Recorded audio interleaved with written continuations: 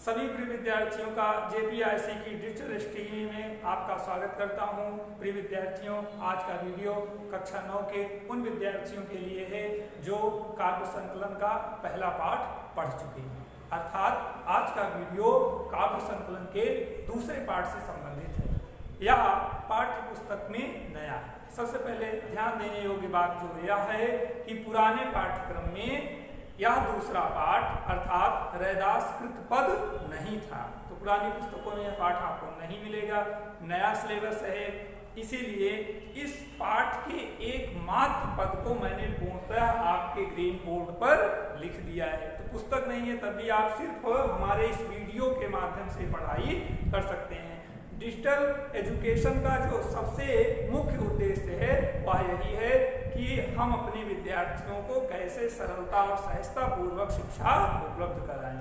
तो प्रिय विद्यार्थियों, आए और आज के वीडियो के द्वारा हम भक्त रैदास कृत पद की व्याख्या करते हैं। ध्यान दें, मेरा उद्देश्य रहता है कि मैं आपको प्रतियोगी परीक्षाओं से जोड़ करके पढ़ाऊं। क्योंकि आप अभी जूनियर से पास होकर के 9th में आए हैं, आप अपने उद्देश्य को बिल्कुल क्लियर रखें।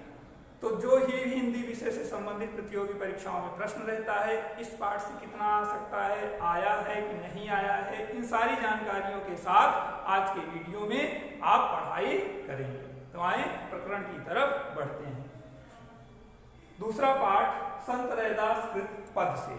प्रिय विद्यार्थियों, पीसीएस में कई बार पूछा गया है कि संत रैदास किसके शिष्य थे। तो संत रैदास रामानंद जी के शिष्य थे। और कई बार परीक्षाओं में प्रश्न पूछा गया है कि रामानंद जी के कुल कितने शिष्य थे। तो रामानंद जी के कुल 12 शिष्य थे। कितने शिष्य थे? 12 शिष्य थे। उन्हीं 12 शिष्यों में प्रमुख कबीरदास जी भी थे। तो कबीरदास और रैदास दोनों क्या हुए? एक प्रकार से गुरु भाई हुए। ठीक, अब इसके आगे हम लोग बढ़ते हैं। हम मूल रूप से अपने पद पर आते हैं।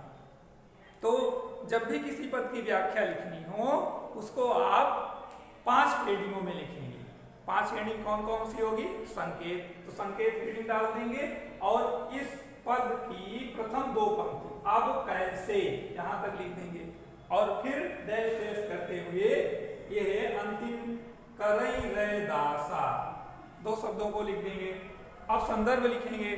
संदर्भ हमने आपको याद कराया है। प्रस्तुत, श्रेयस, प्रेयस, पद्यांश हमारी प्रकामिनी पुस्तक काव्य संकलन के पद नामक शीर्षक से संकलित है। इसके कवि भक्त रैदास जी हैं। इस प्रकार से आपका संदर्भ हो गया। अब प्रसंग लिखेंगे। प्रसंग में हमने बताया है व्याख्या, जो भी व्याख्या लिखना है, जो भी मूल पद है उसको बहुत सारगर्भित रूप से एक वाक्य या एक पंक्ति में लिखना है। जैसे इस पद का प्रसंग क्या है?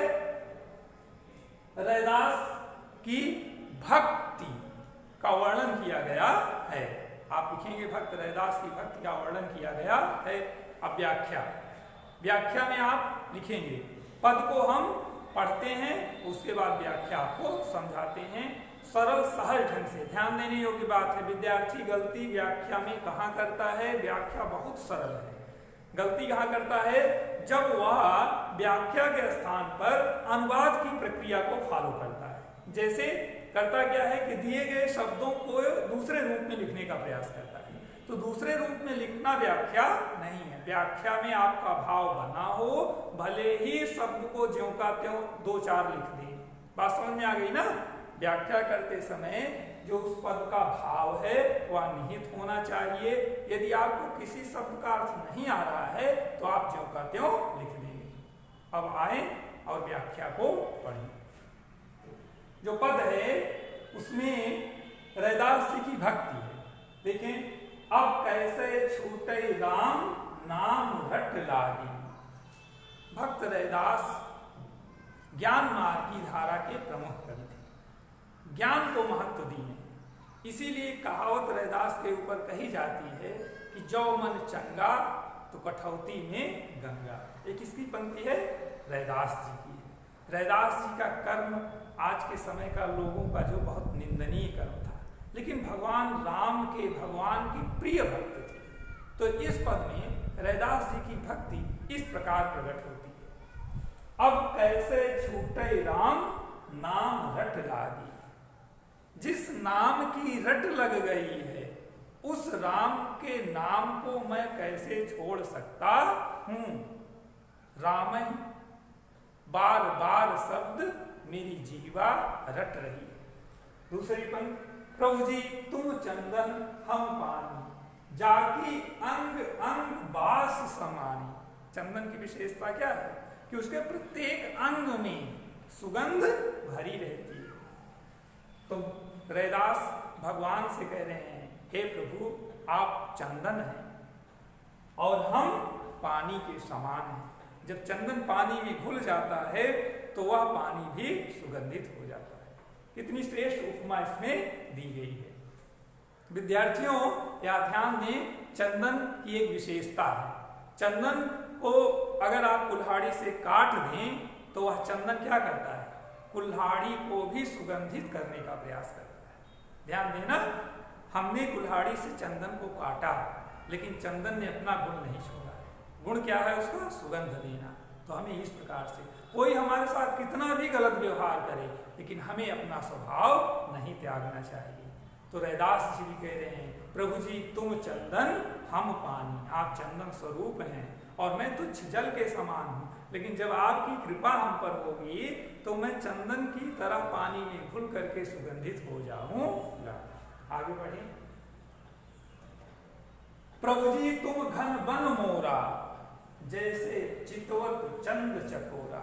हे प्रभु आप घन बन मोरा, घन का मतलब बादल, जैसे बादल को देख करके मोर नृत्य करने लगता है, प्रसन्न हो जाता है। और जैसे चितवत चंद चकोरा, चकोरा का मतलब चकवा, रात भर चंद्र अर्थात चंद्रमा को देखता रहता है, निहारता रहता है। वैसे भक्त रैदास जी कह रहे हैं, हे प्रभु आप चंद्रमा के समान हैं और मैं उस चंद्रमा को देखने वाला चकोर हूं। भगवान से इस प्रकार निवेदन करना चाहिए।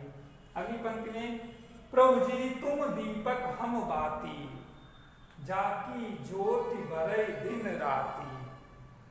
भक्त रैदास भगवान से निवेदन करते हुए कह रहे हैं कि प्रभु जी तुम दीपक हम बाती, जाकी ज्योति बरई दिन राती। आप दीपक के समान हैं और मैं उस दीपक में जलने वाला बत्ती हूं, लेकिन उससे जो ज्योति है, उससे जो प्रकाश है वही प्रसिद्ध है।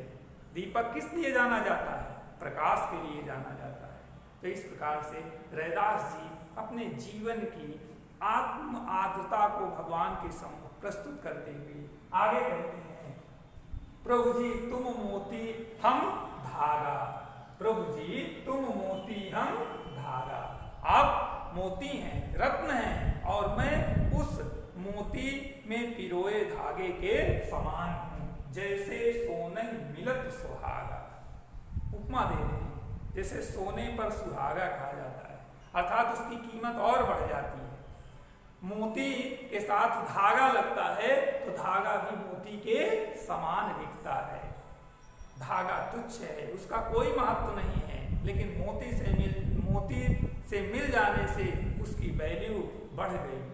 तो रैदास जी प्रभु से निवेदन कर रहे हैं कि आप मोती हैं, हम धागे हैं, मिल करके सोने पर सुहागे हो गए। प्रभु जी तुम स्वामी हम दासा, ऐसी भक्ति करे रैदासा।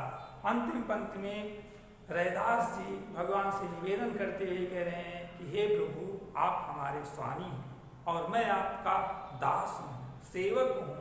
ऐसी भक्ति हमारी हो कि आप जीवन भर या जिस भी युग में मैं जन्म लूँ उस युग में आप स्वामी के समान हमारे दास के ऊपर कृपा करते रहें। इसीलिए रामानंद जी के या जो भी संत हैं, कबीर दास ना, रैदास, सूरदास, जो भी जो हैं वो सब भक्ति दो प्रकार की होती है, एक सख्य भाव और दूसरा दास भाव। ये भी प्रश्न कई बार पूछे गए हैं। तो एक में जीवात्मा भगवान को अपना मित्र मानता है और दूसरे में जीवात्मा भगवान के प्रति अपने दासत्व भाव को प्रकट करता है। तो रैदास जी अंतिम पंक्ति में कह रहे हैं, प्रभु आप हमारे स्वामी हैं, मैं आपका सेवक हूँ, इसी प्रकार की हमारी भक्ति बनी रहे। तो प्रिय विद्यार्थियों, दूसरे पाठ में रैदास के एकमात्र संकलित पदों को आज हम लोगों ने पढ़ा। व्याख्या के बाद काव्य सौंदर्य लिखा जाता है। काव्य में सौंदर्यता उत्पन्न करने वाले कारक इसके अंतर्गत उदाहरण स्वरूप लिखे जाते हैं। 3 प्रमुख तत्व हैं, रस, छंद, अलंकार। तो रस कौन सा है? जहाँ भक्ति होती है वहाँ शांत रस होता है ना। तो सबसे पहले रस, शांत रस। छंद जो है वो मुक्तक है, और अलंकार में उपमा और रूपक। उपमा दी गई ना कि प्रभु आप चंदन के समान हैं, प्रभु आप दीपक के समान हैं ना, आप मोती के समान हैं, मैं धागे के समान हूँ, पानी के समान हूँ। तो कौन सा अलंकार प्रधान है? उपमा।